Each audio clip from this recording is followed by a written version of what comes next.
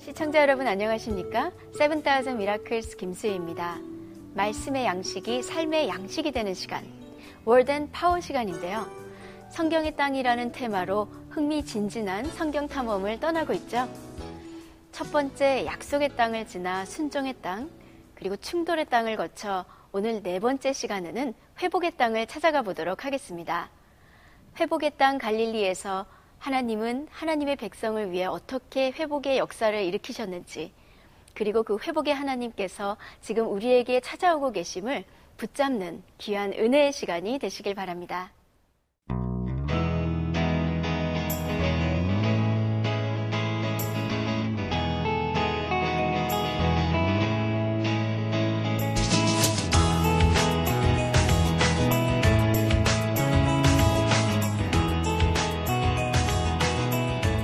할렐루야, 주님의 이름을 찬양합니다. 시청자 여러분, 한 주간도 평안하셨습니까?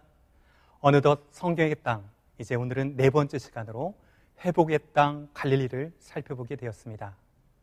이 갈릴리는 이스라엘의 가장 북쪽에 넓게 위치하고 있는 지역이 갈릴리 지역입니다. 그런데 예수님께서는 주로 그의 공생의 기간 중에 이 갈릴리에서 많은 사역들을 펼쳐주셨고, 특별히 이 땅에 영혼들을 회복시켜주는 역사를 펼쳐주셨습니다. 그래서 오늘은 이 지역들을 예수님께서 어떻게 그 영혼들을 회복시켜주셨는지 큰 메시지를 함께 들어보기를 소원합니다. 자, 이제 여러분은 갈릴리 하면 가장 익숙한 것이 보이시는 갈릴리 바다일 건데요. 자, 이제 구체적으로 들어가기 전에 먼저 갈릴리 바다의 물의 근원을 우리가 살펴보도록 하겠습니다. 자, 앞에 보시는 지도는 이제 이스라엘의 위성 지도인데요. 하얗게 보이는 지역에 헬몬산이라고 하는 곳이 보이십니까? 자, 그런데 여기 헬몬산에 하얗게 쭉 깔려서 찍힌 것이 무엇일까요? 이 헬몬산은 2814m나 되는 높은 산입니다. 자, 바로 이 흰 것은 눈입니다, 눈. 자, 그런데 이 지역은 높은 지역이 있기 때문에 눈과 더불어서 비도 내리겠죠. 이런 것들이 스며가지고 세 개의 강, 나할, 스니르, 나할, 단, 나할, 바니아스, 이렇게 세 개의 것들이 합쳐져서 쭉 흘러 들어와서 모여진 담수어가 바로 갈릴리 바다입니다. 자, 그러면 여기서 잠깐 약간 우둔한 질문 같지만 질문 한 가지를 드려볼까요? 자, 여러분, 요단강은 과연 몇 개일까요? 자, 질문 같지 않은 질문인가요? 자, 한번 생각해 보십시오. 예, 요단강은 2개입니다. 자, 무슨 소리냐면 요단강은 우리가 익히 알고 있는 갈릴리 바다물이 보시는 아래 사래 쪽을 흘러서 쭉 들어가는 이것이 요단강이고요. 그런데 이 요단강은 하요단강이라고 불립니다. 그런데 또 한 가지 요단강은 바로 갈릴리 담수어로 물이 아까 세 개 강이 모여져서 들어온다고 그랬는데 그 모여져서 들어오는 강 또한 무엇이라고 부른다고요? 예, 요단강이라고 불립니다. 그런데 하요단강과 구분하기 위해서 그 지역은 상요단강이라고 불리고 있습니다. 자, 아무튼 이곳은 민물이 모여져서 이렇게 형성한 담수호입니다. 자, 그런데 우리가 이제 이 갈릴리를 조금 더 구체적으로 살펴보기 원합니다. 자, 보시는 것처럼 갈릴리는 예루살렘에서 북쪽으로 93마일 지점에 위치해 있고, 이제 사해만 해저 있는 것이 아니라 이곳도 마이너스 해저 212m, 그리고 남북길이 13마일, 동서폭 8마일의 이제 큰 호수 지역이 이 갈릴리입니다. 자, 그런데 성경에서는 이 갈릴리를 다양한 이름으로 부르고 있습니다. 자, 그래서 오늘은 이제 이 다양한 이름이 어떻게 붙여졌는지를 먼저 살펴보기 원합니다. 자, 그 첫 번째 방법은 바로 집합 플러스 지형입니다. 지금까지 저희가 쭉 살펴봤던 것처럼 유다 산지라고 했을 경우에는 유다 분배가 분배받은 산지 지역이다라는 의미를 제가 계속 말씀드렸었죠. 자, 그러면 이제 이 지파 이름을 따서 붙인 바로 바다 이름이 뭐냐면 갈릴리 바다입니다. 자, 여러분, 그런데 이상하지 않습니까? 이스라엘 지파 중에 갈릴리라는 지파는 없습니다. 자, 그런데 이 일이 어떻게 펼쳐진 걸까요?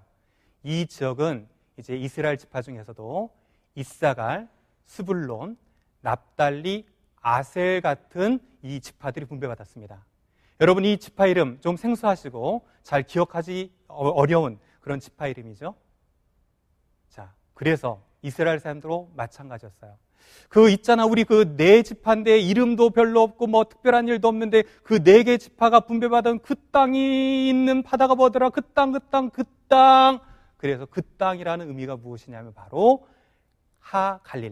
갈릴리라는 의미입니다. 그래서 갈릴리 바다 하면 우리 네 개의 지파가 분배받은 바다이다라는 의미를 가지고 있는 것이 갈릴리 바다입니다. 자, 두 번째로는 이제 수도의 이름을 따서 붙이게 되죠. 자, 보시는 갈릴리 바다 모습에서 가장 북쪽에 보이는 것이 가버나움이고요. 그 가버나움 오른쪽에 오병이어를 일으켰던 벳세다, 그리고 왼쪽으로는 게네사렛이라는 곳이 보이실 텐데요. 그리고 가장 서편에 있는 게 오늘날 수도인 티베리아라는 곳입니다. 그래서 이 수도에 있는 바다다라고 해서 어떻게 땄다고요? 티베리아 바다다라고 그 바다 이름을 붙이고 있습니다. 자, 정리해보면 지파 이름을 따서 붙인 이름이 뭐다? 갈릴리 바다입니다. 자, 더불어서 수도 이름을 본딴 건 티베리아 바다입니다. 자, 이제 끝으로 세 번째, 이 갈릴리 바다는 모양을 본따서 이름이 붙여지게 됩니다. 자, 앞에 보시는 위성 사진, 자, 갈릴리의 이제 모습인데요. 자, 이 위성 사진을 보셨을 때 갈릴리 바다가 무슨 모양입니까? 자, 그 사진 옆에 있는 것이 바로 다윗의 하프라고 불리는, 성경에서는 수금이라고도 불리는, 히브리어로는 긴노르라고 하는 악기입니다. 자, 어떻게 이 악기 모습과 갈릴리 바다 모습이 조금 유사합니까? 자, 긴노르라고 하는 수금의 단어를 기억해 두시고요. 여러분 혹시 뚱딴지라고 들어보셨나요? 자, 이 뚱딴지는 한국어로는 돼지감자라고 불리는 이제 뿌리 식물인데요. 저도 이스라엘 유학하면서 잘 보지 못하던 것을 최근에 이쪽에 유학 오면서 마트들을 가보니까 있더라고요. 자, 그래서 썬초크라고 돼 있지만 한국 공식 명칭은 돼지감자입니다. 그런데 이 돼지감자는 히브리어로 긴네스입니다. 자, 아까 수금은 제가 무엇이라 말씀드렸죠? 긴노르. 자, 그리고 이 뚱딴지라고 하는 돼지감자는 긴네스입니다. 자, 이 이름을 본따서 그 모양으로 히브리어화돼서 정착된 바다 이름이 긴네렛 바다입니다. 자, 한 번 정도 들어보셨나요? 자, 그런데 우리가 사용하는 성경, 구약 성경은 이제 히브리어로 기록되어 있지만 신약 성경은 헬라어로 기록되어 있습니다. 그래서 구약적인 히브리어로는 긴네렛이라고 불렸던 이것이 헬라어로 번역되면서는 게네사렛 호수로 이렇게 바뀌어 불립니다. 자, 그런데 여러분, 우리가 이제 여러분이 주의 깊게 제 강의를 지금까지 들으셨다면 한 가지 알 수 있는데요. 어디는 바다라고 했다가 어디는 호수라고 하고 있습니다.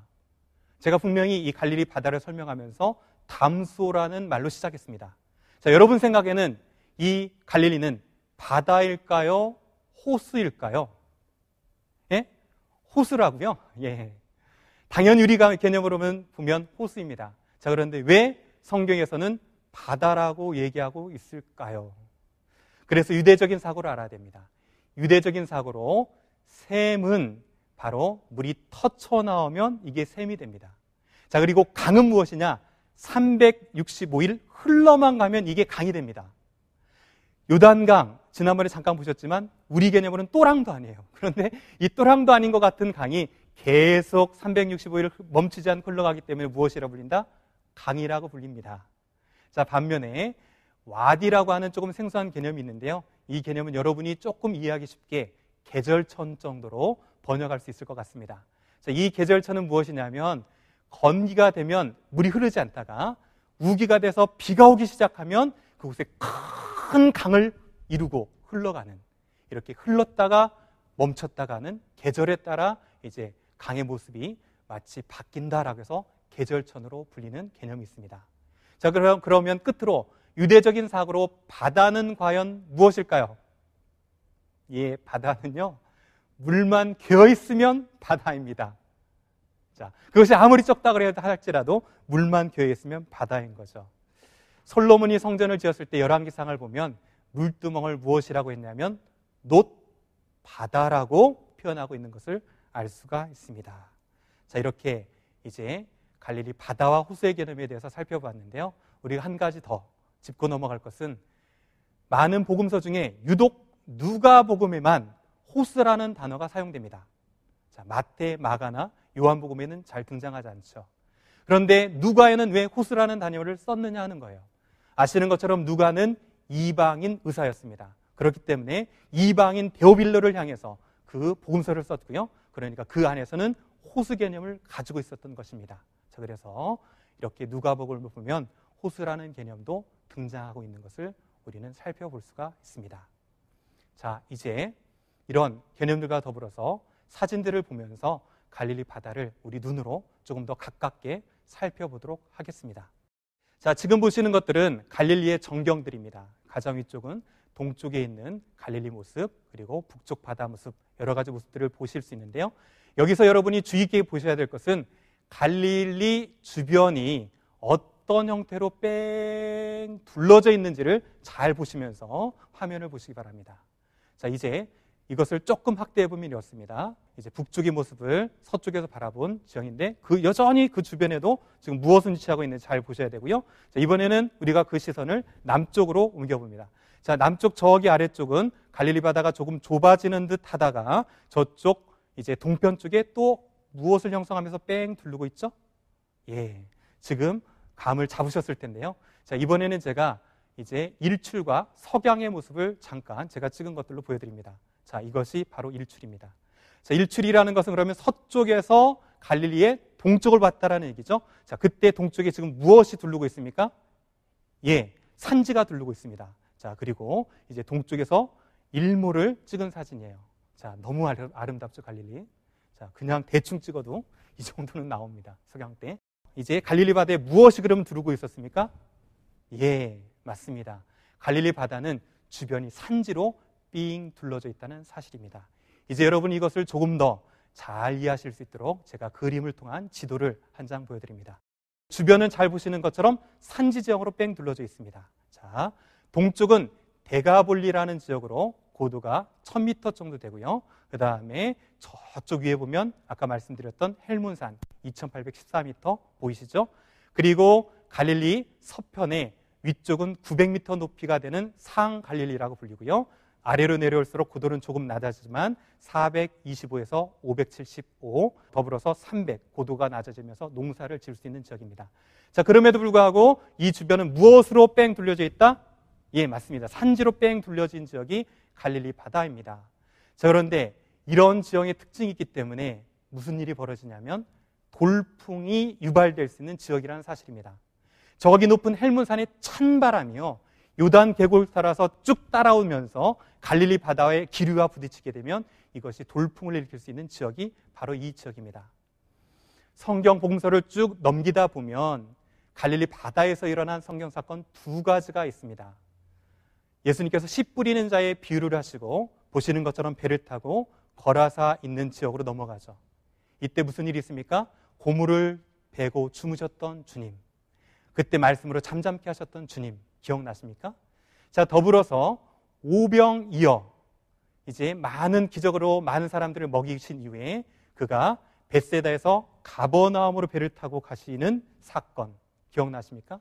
그런데 특이하게 이 파도가 심하게 일었었던 지역은 보시는 것처럼 갈릴리 바다의 남쪽이 아니라 북쪽 지역이었다는 사실을 우리가 알 수 있습니다. 그래서 갈릴리 바다 하면 두 가지, 첫 번째는 산으로 뺑 둘러싸져 있다. 자, 그러다 보니까 두 번째 특징인 돌풍, 바람을 잘 이제 일으킬 수 있는 지역이다라는 것을 기억해 두시기 바랍니다.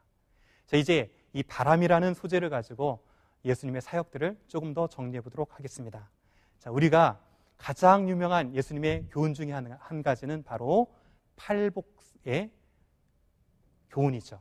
마태복음 5장에 등장합니다. 자, 그런데 아시는 것처럼 팔복은 산상순으로 알려져 있습니다. 자, 그런데 여기서 재밌는 상상 한 가지를 해봅니다. 예수님이 오병이어로 몇 명을 먹이셨습니까? 예, 맞습니다. 5,000명을 먹이셨고요. 아마도 장정과 장정을 제외한 어린이와 부녀자들을 합하면 2만 명 정도의 많은 사람들을 먹였을 것으로 추정합니다. 자, 그렇다면 예수님께서 설교 한 번 하시면 몇 명이 모여드는 겁니까? 예, 2만 명 모여듭니다. 자, 그런데 그 시대는 오늘날 같지 않죠. 오늘날처럼 좋은 마이크나 확성기가 없는 상태였어요. 자, 그런데 예수님께서는 어떻게 이들에게 그 말씀을 전하셨을까요? 그래서 주님께서는 말씀을 전하시고 꼭 이렇게 말씀하시죠. 귀 있는 자는 들을지어다. 앞에 있는 사람 들렸니? 뒤에 있는 사람 안 들렸으면 말고. 뭐 이런 느낌입니까? 우리 주님은 그러실 분이 아니죠. 자, 그래서 주님께서 사용하신 것 한 가지가 있습니다. 자, 무엇을 사용하셨을까요? 예, 바로 바람을 사용하신 겁니다. 자, 이제 이 갈릴리 바다의 바람을 조금 더 정리해보면 이렇습니다. 자, 낮에 부는 바람에 대해서 먼저 정리하는데요. 자, 여러분, 낮이 되면 땅이 먼저 데펴질까요? 바다가 먼저 데펴질까요? 예, 당연히 햇볕에서 땅이 데펴집니다. 자, 그러면 땅에 있는 공기가 위로 상승하면서 그 지역 자체가 진공 상태가 되죠. 그러면 그 진공 상태의 기압차를 바다에 있는 바람이 불어서 메꾸게 됩니다. 자, 그래서 이 바람을 해풍이라고 합니다. 기억해 두십시오. 낮에는 해풍입니다. 자, 반면에 이제 해가 뉘엿뉘엿 떨어지기 시작하면 물이 먼저 식겠습니까? 육지가 먼저 식겠습니까? 당연히 육지가 먼저 식게 되고요. 그러면 반대로 이번에는 바다에 있는 공기가 위로 상승하면서 진공 상태가 되고 위쪽에 산 쪽에 땅 쪽에 있는 바람이 그곳을 메꾸게 되죠. 자, 그래서 밤 무렵이 되면 이제 땅 쪽에서 부는 대륙풍의 바람이 불게 되어집니다.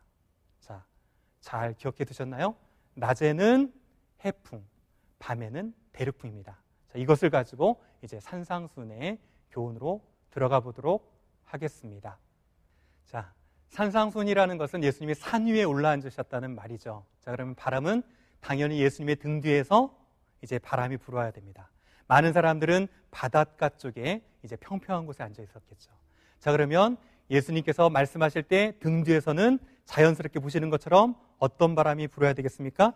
예, 대륙풍이 불어야 됩니다. 자, 그런데 아까 제가 대륙풍 낮에 부는 바람이라고 했습니까? 밤에 부는 바람이라고 했습니까? 그렇죠. 밤에 부는 바람입니다. 자, 그런데 신기할 정도로 예수님의 산상순의 내용들을 간단히 보면 그것은 모두 배경을 밤으로 가지고 있습니다. 너희는 세상의 빛이라 말씀하셨어요. 그러면서 이렇게 말씀하시죠. 산 위에 있는 동네가 숨겨지지 못한다. 낮에는요, 이 지역에 아지랭이가 많이 펴가지고요, 동네들은 숨겨질 수 있습니다. 하지만 밤이 되면 숨겨질 수 없죠. 더불어서 주님께서는 등불은 켜서 말 아래 감추지 아니하고 등경 위에 두나니 라고 말씀하시면서 세상에 감춰질 수 없는 빛으로 내가 이 복을 누리면서 나를 증거하는 빛의 역할을 감당하라 라고 산상순을 통해서 말씀해 주셨습니다. 자, 이제 그 다음 주님께서는 또 다른 바람을 이용하십니다. 마태복음 13장은 주님께서 배 위에 올라앉아서 교훈해 주셨다라고 해서 선상수훈이라고 불릴 수 있는 장입니다. 자, 그러면 예수님께서 배 위에 앉으셨고요. 사람들은 해변에 앉아 있습니다. 그럼 바람은 자연스럽게 어떻게 불어야 됩니까?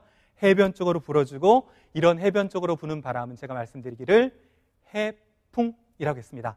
자, 그러면 이 해풍은 낮에 붑니까? 밤에 붑니까? 예, 아침녘인 낮에 불죠.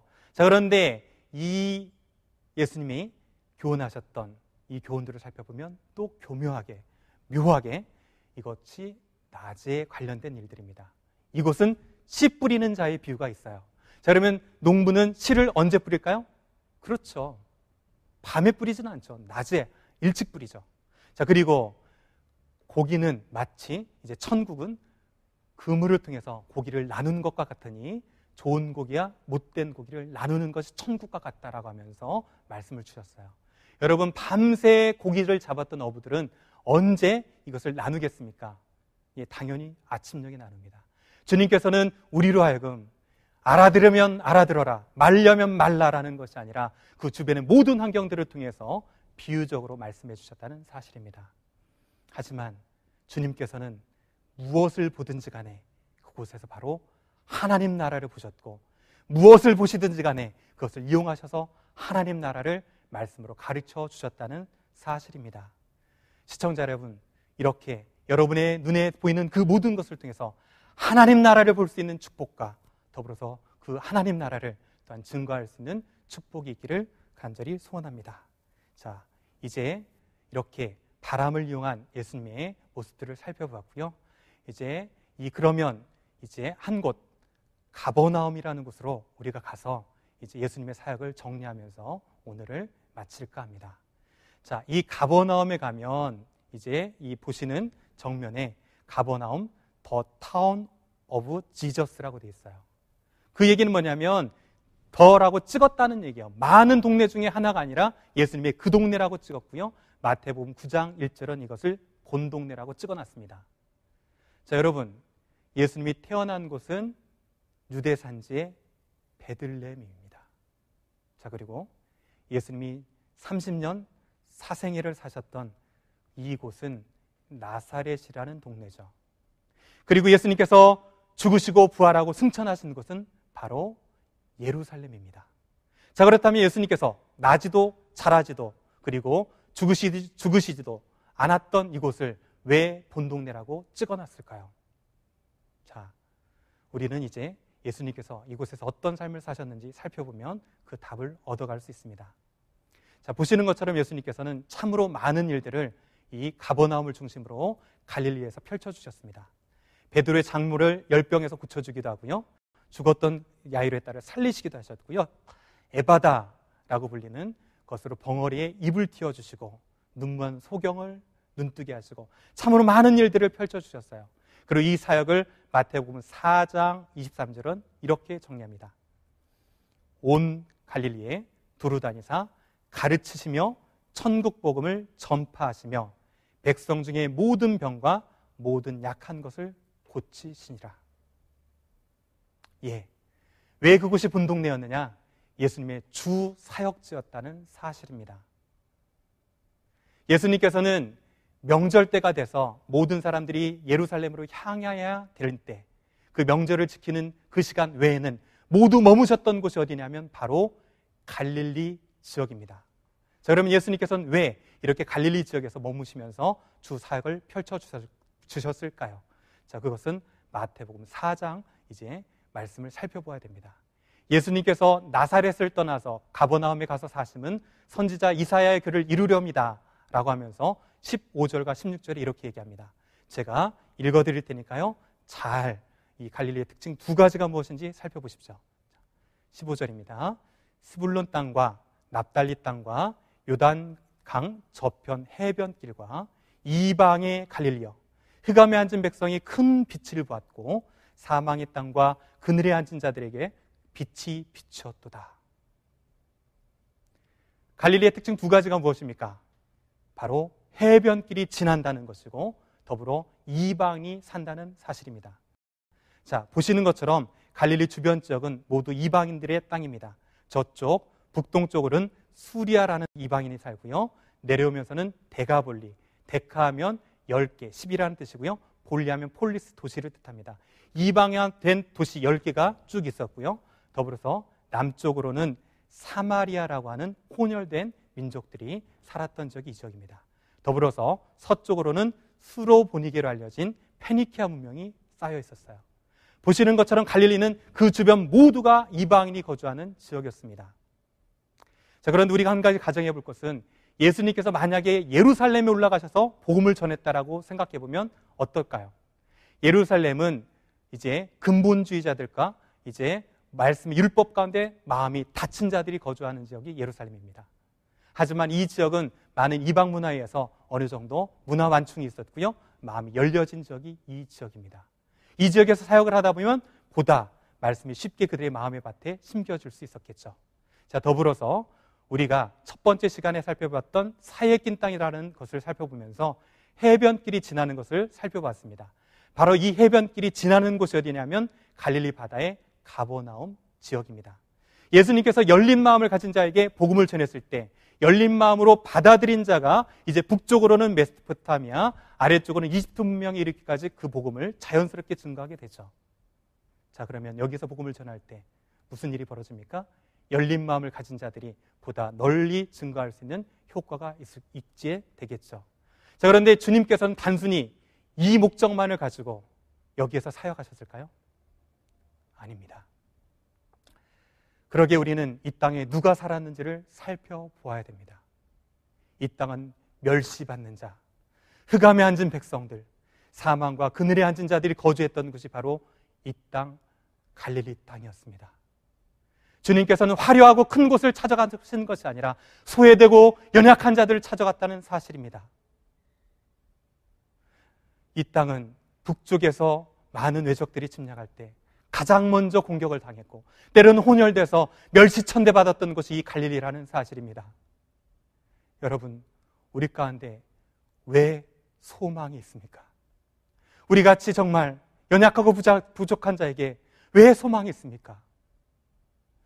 이렇게 이방 나라에 와서 어찌 보면 이방인처럼 살아갈 수밖에 없는 우리 가운데 왜 소망이 있습니까? 주님께서 우리를 바로 찾아와 주셔서 구원의 빛을 비춰주심으로 우리를 하나님의 자녀 삼아주셨기에 우리에게 소망이 있는 것 아닙니까? 그것이 바로 하나님의 은혜입니다. 여러분, 시청자 여러분, 이 하나님의 은혜를 기억하시고 늘 잊지 않기를 소원합니다. 비록 우리가 때로 소외당한 것처럼 느껴질 때가 있을지라도 우리에게는 그 주님의 사랑이 있기에, 그 주님의 회복이 있기에 이제 우리의 시선을 돌려 주변에 외롭고 소외당한 자를 향해서 우리 눈을 돌려야 될 것입니다. 주님께서 그리하셨던 것처럼 이제 우리도 작은 섬김의 손과 사랑의 손을 세상으로 뻗쳐서 그 사랑을 증거한다면 이 증거의 손을 통해서 주님께서는 이 땅 가운데 주님의 사랑을 더욱더 풍부하게 하실 것입니다. 시청자 여러분, 이번 한 주간도 그 믿음을 가지고 사랑으로 다가가서 세상을 섬길 수 있는, 소외된 자를 섬길 수 있는 여러분 되시기를 간절히 소원합니다.